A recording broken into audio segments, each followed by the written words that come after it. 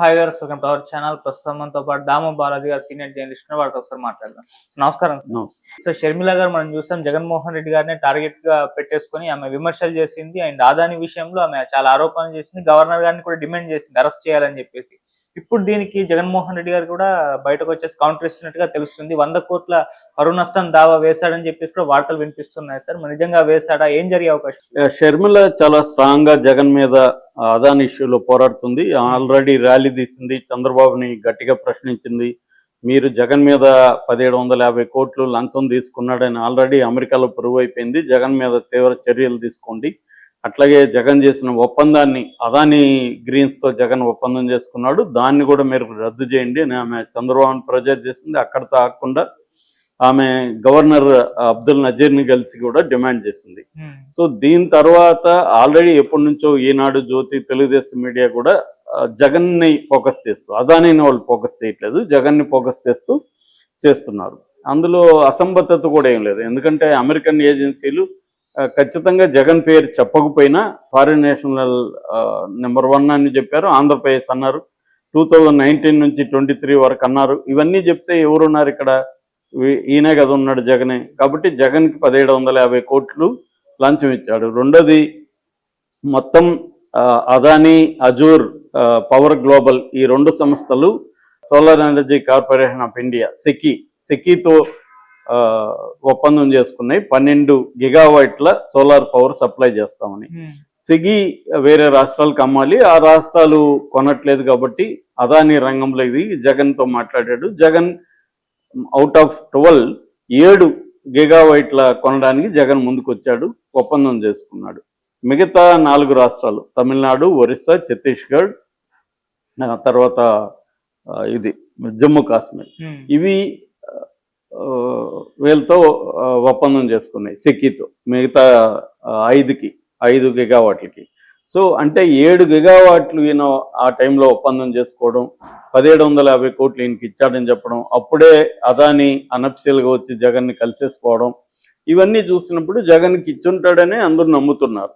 కాకపోతే తెలుగుదేశం కానీ లేకపోతే పవన్ కళ్యాణ్ కానీ వీళ్ళు గట్టిగా జగన్ ఇష్యూని మాట్లాడుతున్నారు తప్ప దాని మీద చర్య తీసుకునే పరిస్థితి లేదు వాళ్ళకి. ఎందుకు లేదంటే అదాని మీద చర్య అదానికి అది ఇచ్చింది, జగన్ మీద తీసుకుంటే అదాని మీద తీసుకోవాలా.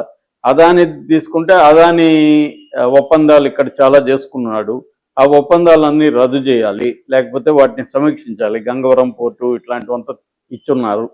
సో అందువల్ల ఇప్పుడు అదాని మీద చేసుకోవడం అంటే మోడీ మీద చేయడమే. సో దానికి రెడీగా లేరు పవన్ కళ్యాణ్ కానీ చంద్రబాబు కానీ. సో అందుకని వాళ్ళు యాక్షన్ తీసుకోవట్లేదు, ఓన్లీ ప్రచారం వరకు మాత్రమే పరిమితం అయ్యారు. అది కూడా జగన్ మీద, అదాని మీద వాళ్ళు ఫోకస్ చేయట్లేదు. సో ఈ యాంగిల్లో జరిగినప్పుడు ఆల్రెడీ వైసీపీకి చెందిన వాళ్ళు దీనికి రిప్లై ఇచ్చారు. అదానితో మేము ఏ రకమైన సోలార్ ఎనర్జీ ఒప్పందం చేసుకోలేదు, మేము చేసుకున్నది సెకీతో కూడా ఇతర రాష్ట్రాల కంటే తక్కువ రేటుకే మేము చేసుకున్నాం. కాబట్టి మేమేమి ప్రజలను మోసం చేయడం ఇంకోటి జరగలేదు. అంతకుముందు చంద్రబాబు కూడా సెకీతో చేసుకున్నాడు, ఇంతకంటే ఎక్కువే చేసుకున్నాడు అనేది వాళ్ళ వాదన. అయితే జగన్ ఇప్పటి వరకు మాట్లాడలేదు. జగన్ నిన్న రంగంలో దిగాడు. జగన్ నిన్న తాడేపల్లిలో ప్రెస్ మీట్ పెట్టి జగన్ స్వయంగా మాట్లాడాడు. ఆయన కూడా చూపించాడు, ఇతర రాష్ట్రాలు కూడా సెకీతో అదే టైంలో ఒప్పందం చేసుకున్నాయి. ఇతర రాష్ట్రాల కంటే కూడా, తమిళనాడు, ఛత్తీస్గఢ్, ఈ రాష్ట్రాల కంటే కూడా మేము తక్కువగా చేసుకున్నాం, తక్కువకే సప్లై చేసింది మనకు సెకీ ఆ రాష్ట్రాల కంటే కూడా. ఎందుకంటే మనం బల్క్గా కొంటున్నాం కాబట్టి మనకి కన్సెషన్ ఇచ్చారు అనేది ఇతను నిన్న ఎక్స్ప్లెయిన్ చేశాడు. దాంతోపాటు అసలు అమెరికా నా పేరు చెప్పలేదు, అదాని నాకు ఇచ్చినట్టు అమెరికా చెప్పలేదు, చెప్పినట్టుగా వీళ్ళు ప్రచారం చేస్తున్నారు. ముఖ్యంగా ఈనాడు, జ్యోతి ప్రచారం చేస్తున్నాడు. వీళ్ళ మీద నేను 100 కోట్ల పైగా పరువు నష్టం వేస్తానని కూడా అనౌన్స్ చేశాడు. అయితే ఆ అనౌన్స్మెంట్ లో షర్మిల పేరు ఆయన వాడలేదు, కానీ షర్మిల మీద కూడా ఆయన వేయబోతున్నట్టుగా, షర్మిలకి ఒక రకంగా హెచ్చరిక, నువ్వు కానీ కంటిన్యూ చేస్తే నీ మీద కూడా 100 కోట్ల దావా వేస్తాను. నిజానికి ఎందుకంటే ఈనాడు, జ్యోతి వీళ్ళకంటే కూడా షర్మిల దీన్ని గట్టిగా మాట్లాడుతుంది. ఎందుకంటే వాళ్ళ పార్టీ, కాంగ్రెస్ పార్టీ కూడా పార్లమెంట్లో అడ్జర్న్మెంట్ మోషన్ పెట్టి జగన్ పేరు అక్కడ కూడా తీసుకొచ్చారు వాళ్ళు. అయితే కన్వీనియంట్ గా కాంగ్రెస్ మర్చిపోతుండేది ఏమంటే, వాళ్ళ రాష్ట్రాలు 2 ఉన్నాయి దీంట్లో, ఈ కుంభకోణంలో. ఒకటేమో ఛత్తీస్గఢ్ డైరెక్ట్ కాంగ్రెస్ పార్టీ ఆధ్వర్యంలో పనిచేసే ఇది ఆ టైంలో, తర్వాత ఏమో తమిళనాడు గవర్నమెంట్, తమిళనాడు కూడా వాళ్ళ కూటమి లేదు, ఇండియా కూటమి లేదు.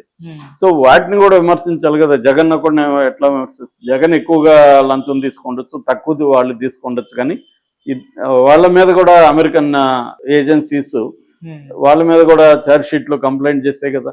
మరి వాళ్ళని ఎందుకు వీళ్ళు పట్టించుకోవట్లేదు అన్న విమర్శ కాంగ్రెస్ మీద ఉంది. అట్లాగే కాంగ్రెస్ ప్రభుత్వాలు ఉన్న తెలంగాణ లాంటి చోట్ల అదాని పెట్టుబడులకి ద్వారాలు తెచ్చారు. అదాని ఇక్కడ యంగ్ ఇండియా స్కిల్ సెంటర్కి 100 కోట్లు ఇస్తే దాన్ని తీసుకున్నారు. ఇప్పుడు ఇబ్బంది కాబట్టి దాన్ని రిజెక్ట్ చేస్తున్నాం అని చెప్తున్నారు.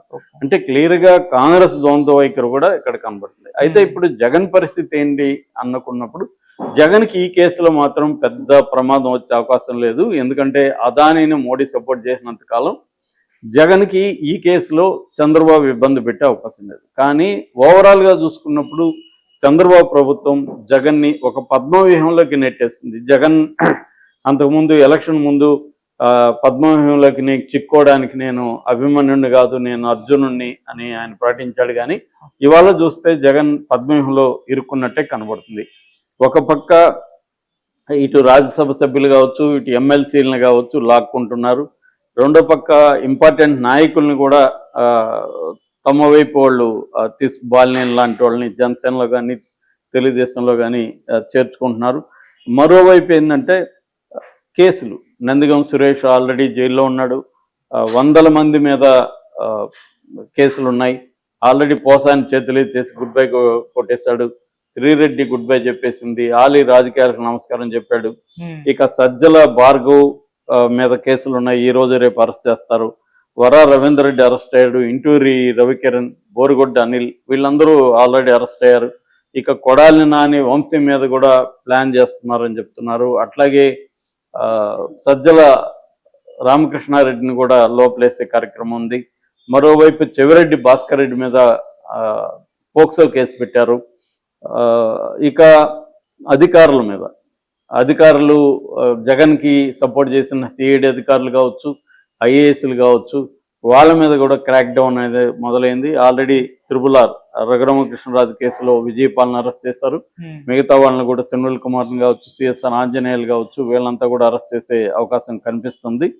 సో మరోవైపు షర్మిలాని కూడా బ్రహ్మాండంగా ప్రోత్సహిస్తూ కుటుంబంలో జగన్ ఎలా ఫెయిల్ అయ్యాడు, సొంత తల్లికి చెల్లికి ఎలా అన్యాయం చేశాడనే ఆస్పెక్ట్ని కూడా వాళ్ళు బలంగా తీసుకొచ్చారు. అట్లాగే లడ్డు లాంటి విషయంలో కూడా జగన్ ఇరికించే ప్రయత్నం చేశారు. ఓవరాల్గా ఏంటంటే జగన్ సైన్యం అంటే సైన్యాధిపతులు, దళాధిపతులు, పదాధిపతులు, మంత్రులు, అధికారులు, ఇలాగ జగన్కు ఒక బెటాలియన్ సైన్యం ఏదైతే ఉందో ఆ సైన్యంలో ఒక్కొక్క సెక్షన్ని అటాక్ చేసుకుంటూ వస్తున్నారు.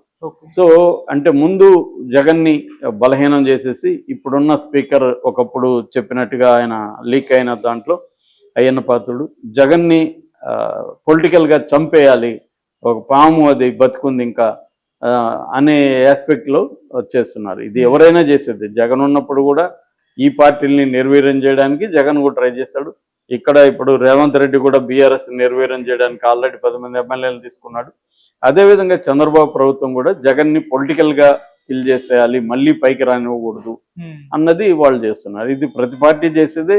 కానీ ఇప్పుడు జగన్ ఈ వ్యూహంలో ఇరుక్కున్నాడు. ఇటు కేసులు, ఆర్థికంగా దెబ్బతీయడం, కుటుంబ పరంగా ఇబ్బంది పెట్టడం, పార్టీ నిర్వీర్యం చేయడం, ఇట్లా మల్టీపోల్డ్ స్ట్రాటజీస్తో జగన్ని ఒక పద్మవ్యూహంలోకి తీసుకెళ్ళిపోయారు. దీని నుంచి జగన్ ఏమాత్రం నిలబడతాడనేది ఇంపార్టెంట్. అయితే దీన్ని ఈ స్థాయిలోనే ఉంటుందా, ఇంకా జగన్ కూడా జైల్లో పెట్టే పరిస్థితి, పర్మనెంట్గా జైల్లో పెడతారా అనేది మోడీ మీద కూడా డిపెండ్ అయి ఉంటుంది.